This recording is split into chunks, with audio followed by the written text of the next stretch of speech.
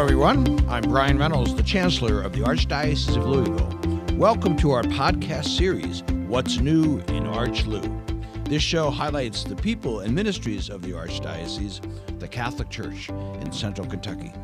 Join us each month as we welcome guests to discuss our local church and invite you to get more involved as you deepen your own engagement with your Catholic faith. This program is brought to you by the ArchLou Podcast Network. Well, everybody, we made it all the way to March. It seems like that was a long winter behind us, but spring is coming, ready or not, and we're glad for that. This month, we're really pleased to welcome Father Michael Wimsatt for a discussion on a really interesting topic, saints. That means we're not talking about me, Father. We're talking about you, maybe, with some others. But I'll tell you a little about him, then he'll talk about himself, too. Father Michael is the pastor of St. James in Elizabethtown. He's also an Army Reserve chaplain at Fort Knox. He previously served as the rector of the Cathedral of the Assumption in Louisville and as the vocation director for the Archdiocese. Now, he grew up in a farm in Oakland, Kentucky, a small town between Bowling Green and Glasgow. He attended Bellarmine University, St. Mary's Seminary and University in Baltimore, the Catholic University of America in Washington, where he earned a doctorate in systematic theology. In addition, Father Michael, first of all, in addition to what I shared, I'm going to get a chance to tell listeners a little bit more about yourself. Sure. But welcome. I'm glad you're here. Absolutely. Great to be here. Thanks for the invitation. As you mentioned, a lot for me got started in a small town, like plenty of people in the Archdiocese. I have two wonderful sisters, middle child, and 5 nieces and nephews. My parents still very close. So my entrance into the church in many ways came from the mission territory angle. And the fact that I'm here is in part due to my older sister, because she's a year ahead of me in school, and she decided to go to Bellarmine. My parents went to Western, all things being equal, I probably would have gone there. But I visited her as a senior in high school when she was a freshman, decided to apply. And without that step, I don't know that I would perhaps be a priest or be in the Archdiocese. So she kind of helped me get off to a good start. That's great. It's interesting. We never know how one little decision by somebody else influences a whole line of things and so forth. As young people. Yeah, sure. That's very good. That's terrific. Well, our topic is saints, and to get us started with that, I have a kind of a general question to get us started, because I think we, as Catholics, we think we know the answers to these questions, but I'm anxious to learn from you. So tell us first, who are the saints? Speaking of them in general, I think is a fascinating topic, and it's very near and dear to hearts of the people in the faith. Yeah. But I think even outside of Christianity, there's general curiosity about who these figures are. And one way to approach, I think, a Hebrew word comes to mind, tov, which means good. But a deeper meaning for the word is that it applies to something that becomes what it was created to be. And when we think of saints, we see in them people, men, women, children who become who they were created to be. And there's something very beautiful about realizing one's purpose, one's mission. And I think we see this in the saints very powerfully. And deep down, this is an aspiration that's common to humanity. We may not be exactly sure who we're created to be, but we know deep down instinctively we want to arrive there. We recognize there's some goodness in becoming who we're created to be.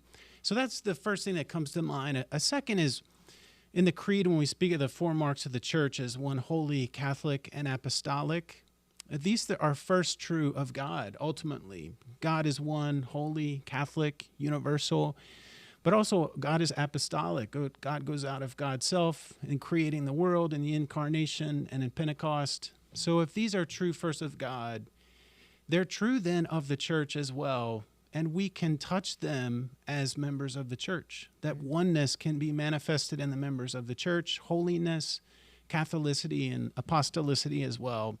So if we think of that particular one of holiness, we're capable of growing in it as members of the church. And one angle, too, is that in the church, we have so many roles, so many titles, so many positions that we can fill. But ultimately, the best person to be in the church is a saint. That's the best person that we can become. Not everybody will be pope or a bishop or an archbishop, but this is a common invitation in the call to holiness of becoming a saint who we're created to be. Father Michael, if we hear nothing else in this whole show, that was so helpful, what we're created to become. That's really very helpful. I hadn't heard that. If you Google what is a Catholic saint, it says there's, no one knows how many, but they say there's clearly over 10,000 named saints. But of course, there's many others who aren't named. That's up to the graciousness and mercy of God, of course. But it is one of our identifiers as the church, is these holy men and women. But I also know, just for a little trivia thing, help us, there's some people who carry the saint title who are actually angels, not people, in the same way. Can you just clarify that a little bit for me? Because there's the Archangel Raphael and Gabriel. Help us. That's a good point. It's striking how often angels are referenced in the Gospels, in the New Testament, in the Old Testament, continuously. So it tells us that their presence is very actively involved in creation. So they're bestowed, in some cases, with the same title, in a unique respect, though, to the extent that as human beings, we're a union of body and soul. Angels are pure spirit, but their uniqueness from us is not in competition with us. Oh. It's beautiful throughout the scriptures and the history of the church that the angels are nurturing our holiness, allowing us to grow, giving us messages from God that's guiding us along the way. And even in our own day, people will commonly relate that they believe in angels and they perhaps have had some encounter with angels. So it is deserving in a way that they would have this same title that the best of us as human beings would have too. So that way, angels, spirit, those kind of get connected that way. I think so. But that's okay, very good, because we should do a different show perhaps on angels sometime, because I grew up thinking you got the guardian angel on my shoulder telling me what to do, and you got television shows about angels like Christmas stories that always have angels in them and so forth. But anyway, that's another topic. Let's go back to the saints. Father Michael, what's the process of becoming a saint?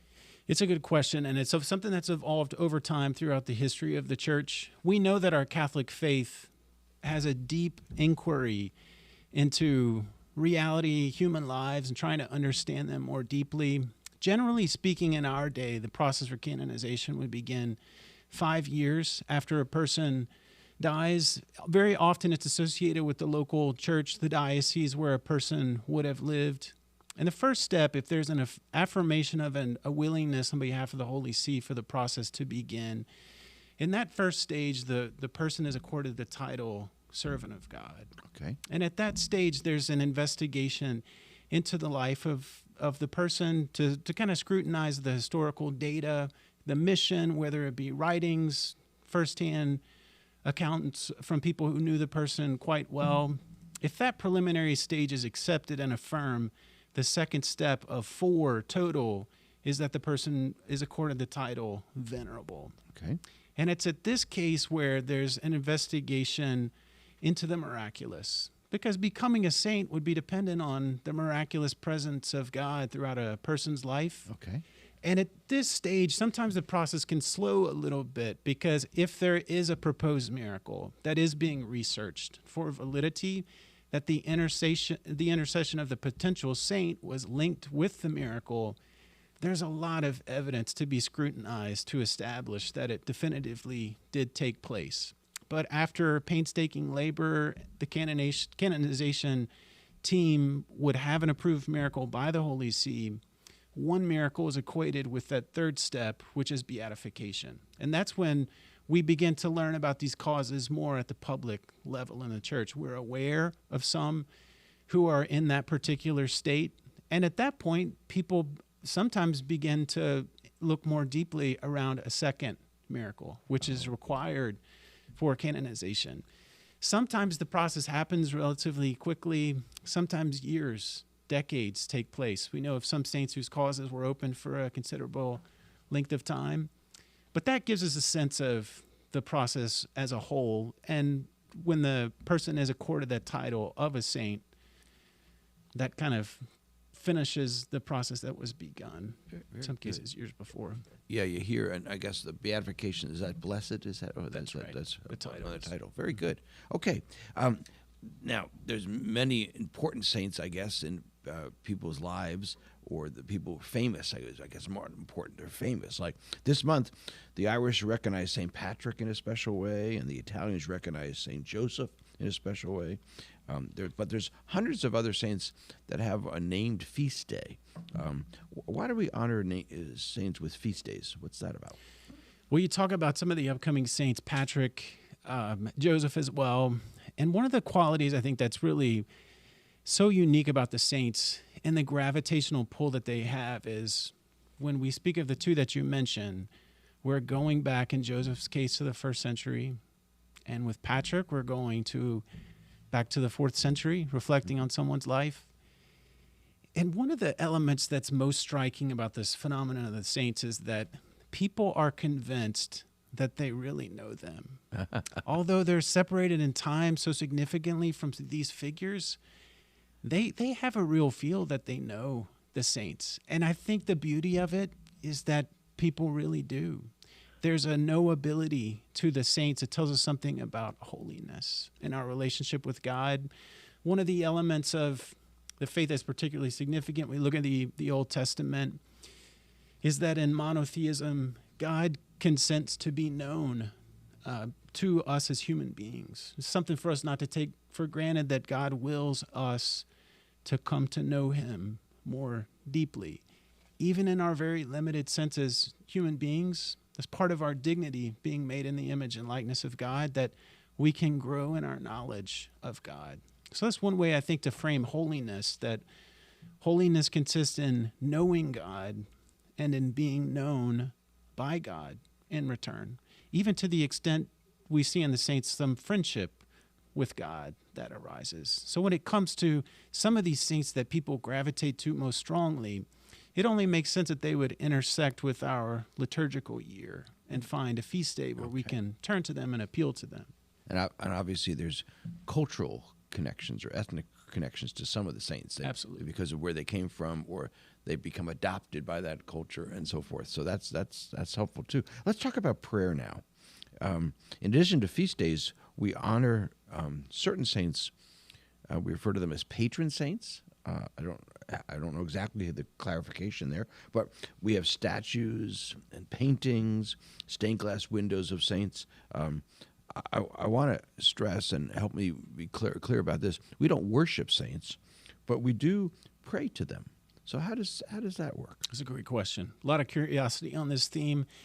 And one way to approach it is to think, what is the first invitation of the Gospels that Christ makes? The very first is, come follow me. Okay. And if we think of those, we think first of the 12, the disciples who follow him, and we think of the saints who follow in their footsteps. When it comes to following the Master, Christ himself, we have these tried and true pathways, these footsteps that are following him that help us to keep on the right path in that regard. And another image that comes to mind, many of us who have been in school for a while, we think of the classroom environment. Mm-hmm. And let's say in the church, we know that we have one true teacher in Christ himself. But think of these fellow pupils who are in the classroom with us. You look back on your education and you say, I learned so much from my teachers. But many say too, I learned from the fellow students who were with me, and they helped me learn in a way that did not detract from the teacher, but maybe even reinforced what the teacher was proposing to us to help to understand more deeply. They kind of give us an example. And I've got a third category that I wanted to outline too that I think could be helpful here. Several years ago, I put together a course that I was teaching soldiers, and they let me choose the topic. So I wanted to really lean into a virtue to give people to grow in. So I chose character. And in the presentation, this course, I talked about what some of the ancient Greek philosophers had to say about character. But I also appealed, there's something called the Character Institute. I never heard of this before. It's in the United States, and there's a fine book that's out now called The Character Gap. This institute will study demographics of society in part through experiments in which they observe people in situations in which someone can spontaneously choose a virtuous course of action or not. So they kind of study these various circumstances, they produce the findings, and in the book, close to the end, the writer suggests, by and large, our data suggests that most people are not bad. There are certainly exceptions, but almost all people can be better. We're not as good as we can be. And if we can be better, we should look at what are the ways that we can help to become more virtuous people. So in one of the sections, he talks about practical recommendations. One of them, good moral role models, which I think is a huge piece of the puzzle for us in our day. We know that the world doesn't always propose role models that are who have our best interests in mind, who can help us to grow in holiness. But he says that when we have good moral role models, we experience something that psychologists call elevation. When we have a good role model, we don't say, I need to bring him or her down to my level. We say, I need to bring myself up to their level to become more like that. So that, I think that elevation is something within the soul that kind of makes the soul sing, even if it's hard to become more like a good role model. The saints are helping us through their intercession. We appeal to them and ask them for help. And in the early church, a lot of people are, when a holy person dies, a disciple, a martyr, people naturally had an affinity to ask for that person's blessing. So in some ways, the teaching of the church kind of coincides with a pious practice that was already being observed by the faithful, too. So getting to know, in your first part there, and getting close to or pray to a saint, we're actually getting closer to the teacher or Jesus. That's right. That's really good. I think so. On this character question, so are those moral choices that we emulate? Is that right? I think so. Mm-hmm. Because a classical definition of character is something that's imprinted within us. And when we act in accord with a virtue that's imprinted, we're kind of shaping the people that we become. It's sometimes overlooked, I think, in our day that we do choose the people that we become. In some situations in hardship, life can force certain circumstances on us, but we do have a fundamental choice about shaping the life of the person that we're becoming, of building the house itself of the people that we become. And who we're observing or watching or copying. That brings me to the question about children a little bit. It's less common now, but for a time it was most common that Catholic children were always named for saints. More recently, Pope Francis urged Catholics to know the feast days in the life. Like, what was the feast day of your day of your birth, or your baptism, or your first communion? Perhaps, Father Michael, can you tell us a little bit about people connecting to saints as a person that way? I think it's a great question. One thing people may not know about priests is that we spend a lot of time turning ribbons in our liturgical books to make sure we're on the right page. Okay. And one of the ones that we consult a lot is the Ordo. Looked at it this morning. We want to make sure there are obligatory memorials, optional ones for saints. We also have a necrology, so we see in the left margin priests who have died on a particular day. So we see one of the greatest treasures of the church is this liturgical year that's always unfolding. That's not an intrusion on our lives, but it's inviting our lives into a greater narrative and story that's underway. And the saints are really deeply a part of it. In some cultures, historically, it wasn't uncommon that the day you're born, you would receive the name of the saint whose feast day is on a particular day. And in some cultures, too, the patron saint name that you receive, you celebrate it like it's your birthday. So for me, the Feast of the Archangels is the 29th of September. I was born the 1st of July. But in some cultures, that September 29, Michael's feast day, that would be a major point of reference in life. And I think it's beautiful because it means that we arrive on the day of our birth connected to a deeper story that as we grow becomes deeper a part of our lives. And then it's kind of neat to think too, when were you baptized? It's wonderful to know that date. Is there a saint attached to it? I keep in my phone dates on which I celebrated other sacraments, confirmation, First Communion, First Reconciliation. You do. You all keep all those, yeah. My parents, my mom kept that record and passed it along to me. Parents collect a lot of things, as I'm sure you know, of their children's life. And when you're a kid, you move on to the next thing. You don't think about it. I actually have the baptismal candle from my baptism. It looks a little bit aged at this point, but some of those pieces, they're a part of our story on arrival. Yeah. Maybe that's a good homework assignment for our listeners and our viewers. Go look it up. Look who the saint was in the day you were born or baptized. Even if you can find a lot of people don't even know the day they were baptized. Look it up, find your certificate, and see who that saint. And if your parent is stumped, go to the church of your baptism. Yeah. And ask just for a lead. It takes a little homework, but the payoff is great, I think. Very good. Recently, up-to-date story in the church, there was 2 young saints canonized, Carlo Acutis and Pier Giorgio Frassati, who both died at a young age and were recently canonized. And that, because they were young people, was a particularly attractive dynamic in our world, in our church. Even though there's been historically many children who were saints, but not many people today knew them, but some of these people, more recent saints, people knew who are living now, and that made it uniquely attractive to talk about. And I don't know your own background with this, but how familiar are you with these 2 young men? Can you tell us a little bit about them, what you know? Sure. Pier Giorgio would have been an earlier encounter for me because of his death in 1925. I went to seminary in the summer, the fall of 2003.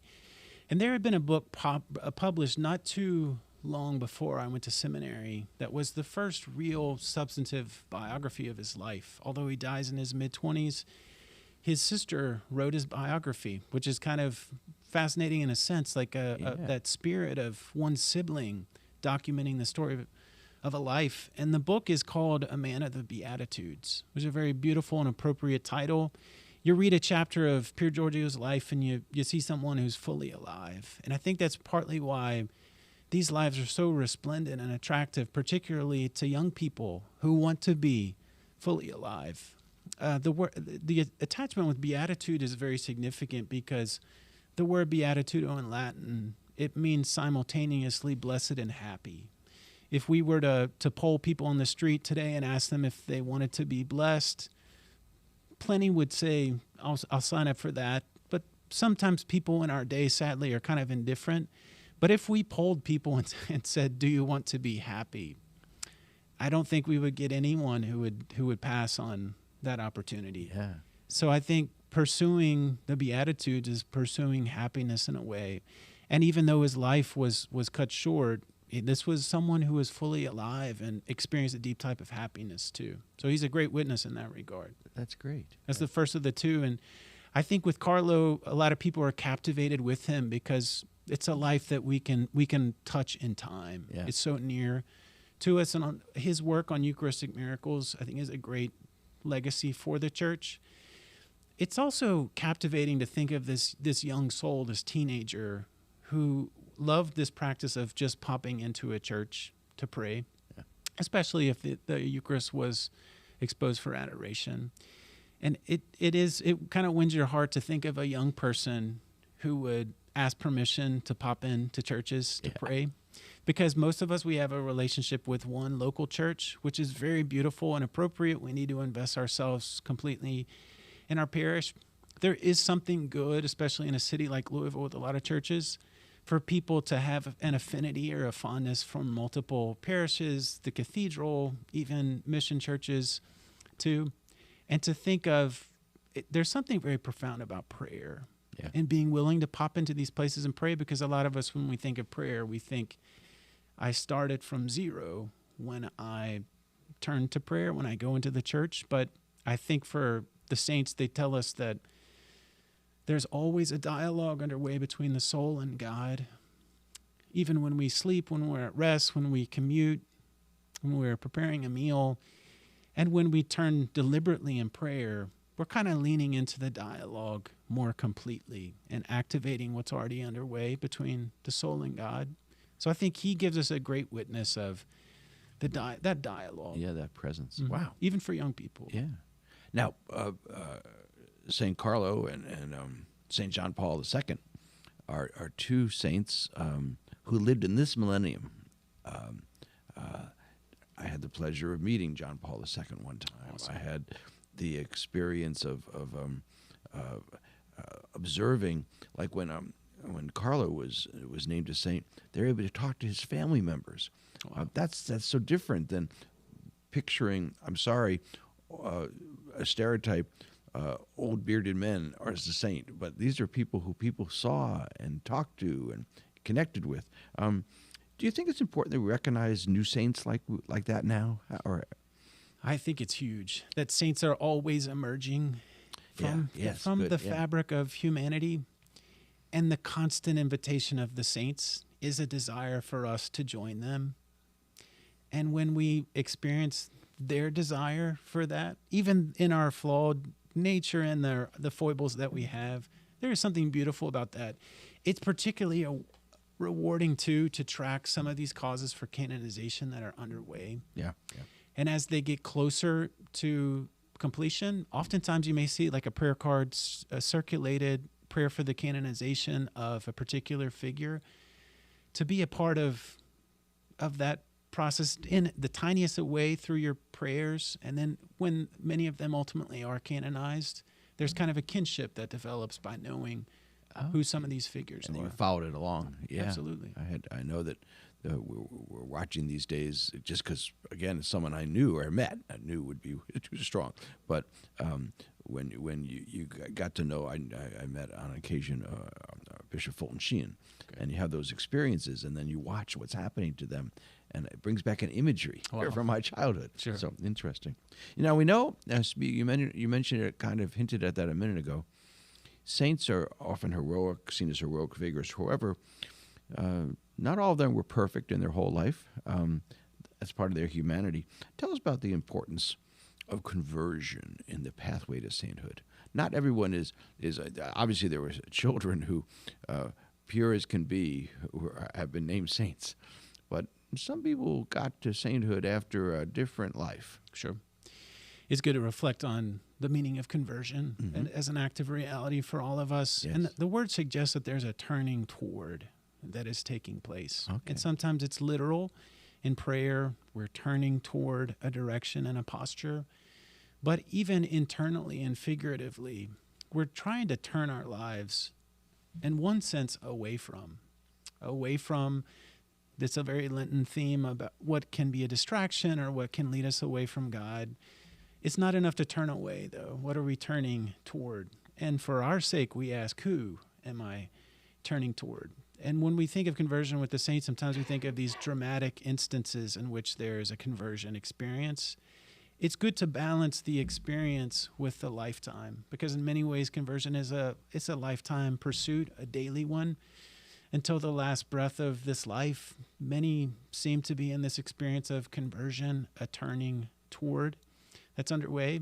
And the saints really reveal it very beautifully. I think that's partly why people experience such kinship with the saints, because as we survey their lives, we see immediately that they weren't spared hardships. In many ways, the saints seem to have received a double portion of some of the challenges that we experience. So how they think of the hardships they face is wonderfully enlightening for us. I think of St. Philip Neri, an Italian saint. He said the cross is the gift God gives to his friends, which is very, at first glance, seems like a very strange phrase to propose. He was known for his sense of humor, but I think there's some real sincerity there, that there can be a way in which the hardship, the cross, allows us to have a point of contact with Christ more deeply, even if it's something that we wouldn't have chosen. There are just so many saints who reveal some kinship and friendship with Christ around the hardship and the conversion process as they experience it. I can't help but note the connection between your early comments in our conversation today about becoming all we're supposed to be, and now this imagery of conversion. Both are similar in a kind of a journey motif there. It's a process. That's a great insight. Yeah, I like that. I think of several years ago, I read a biography of Michelangelo, and one of the little insights from him is very beautiful is he had carved a sculpture of an angel. And someone who had seen the stone at the beginning and after said to him, how did you make this incredible creation out of what was rough, and we couldn't have seen the angel before?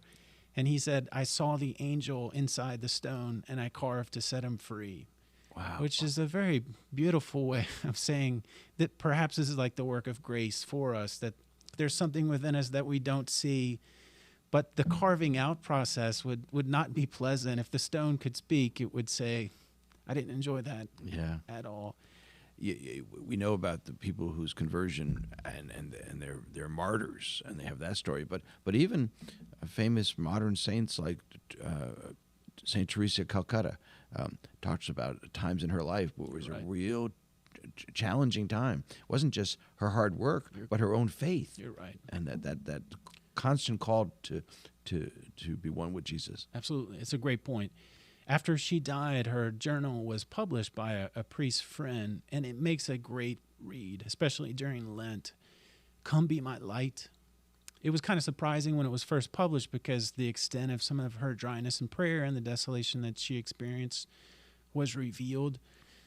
But she kind of plays her life on that similar theme from Philip Neri around touching Christ through this experience of her hardship. The missionaries of charity talk a lot about the thirst of Christ from the cross as a part of their spirituality. So even in that hardship, there was some illumination that she experienced. It was very beautiful. It's a great read. Come be my light. And all of these holy men and women, we pray that sometimes at Mass, are part of what's called the community of saints. I guess some people we all aspire to be part of, even if it's not a named saint, right? You're right. The call there. Okay, I got one last question for you. This is a great conversation. I got so many new questions I wish I had time to ask. But I'm going to ask you kind of a personal, maybe a little silly one. Who's your favorite saint? This is the most difficult question. And if I gave you one, I would drive back to Elizabethtown, kind of blaming myself and unhappy. Okay. So it would be really hard. I think if it had to be one, we'd have to speak, most of us, about the place of the Blessed Mother in the life of the church and in our lives. But I'd like to answer it through the lens of speaking of saints that I feel like I've spent more time with in my life. Okay. Many people would say they've heard several times that we choose our favorite saints, and sometimes they seem to choose us. And that seems perhaps idealistic to some people, but I think perhaps there are some saints who they smile on us for whatever reason. They're a part of our life story. Therese was a big part, I think, of earlier life for me, St. Therese. I mean, Mother Teresa, her example, particularly the second half of the 20th century, many of us, the way you spoke of Fulton Sheen, feel like we had some connection with Mother Teresa. So I think of her a lot. I think of John Henry Newman, a newer saint that I wrote my dissertation on. He's in the process of becoming a doctor of the church, which is kind of an exciting time too in that regard. When I mentioned a little bit earlier, praying for future saints, one that I have a prayer card in my breviary for Emile Capon, who was an army chaplain who died in Korea. Heroic life, he received the Medal of Honor. So his cause is advancing, and I think he would be a great witness too. I think he's kind of been with me and helped me in that regard. And one of the beauties of the saints really is they're the common patrimony of the church. At St. James, we have the Dominican sisters, and they have such a beautiful relationship with St. Dominic. And yet we can claim Dominic too. I mean, he belongs to all of us, and I think that we can feel appropriately that we can appeal to them for assistance too. So it's appropriate to love them all. I can't give you It's okay. I won't press you on that because I really like that thought. All of them belong to all of us. We don't possess them. That's right. And that's a really good note to wrap our show up on. Father Michael, thank you for joining us today for this really enlightening conversation. We appreciate your service to the Archdiocese and to the military. That's a unique service that people may not know about you, Sure. but you serve our country. You serve important men and women in a challenging world that they have in the military, and that's a great gift. So your gift to the diocese, your gift to the military, and a gift to being part of the show. We thank you for that. I've enjoyed it tremendously. Very good. And thank you to our listeners for joining us on this edition of What's New in ArchLou. Tune in again next month for a new show.